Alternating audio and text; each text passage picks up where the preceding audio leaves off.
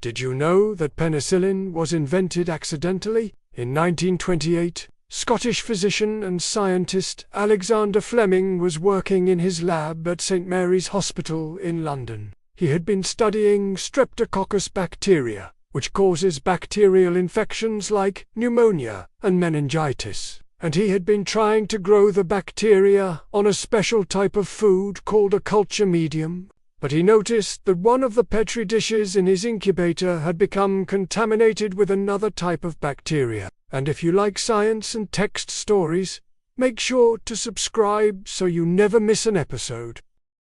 He threw the contaminated petri dish away, but then he noticed something strange. The bacteria in the new petri dish that he had used as a control didn't seem to be growing either.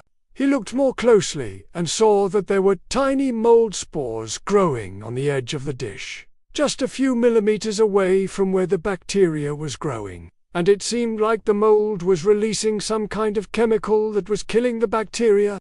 When Fleming reported his discovery, he didn't realize how important it was. He thought that maybe this mold was just a freak occurrence, and that it probably wouldn't have any practical use. It's one of the most important antibiotics in the world, and has saved countless lives. But that could have all been yours if you had just thrown that contaminated petri dish in the garbage where it belonged.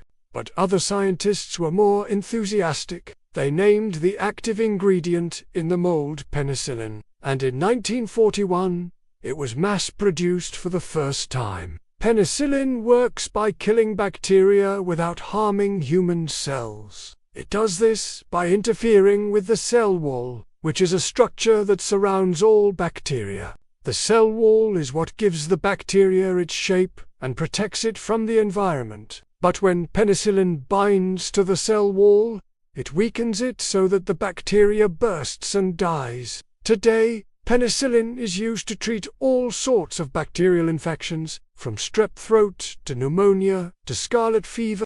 If you want to know more facts, don't forget to like and subscribe to 1 Minute Factoids.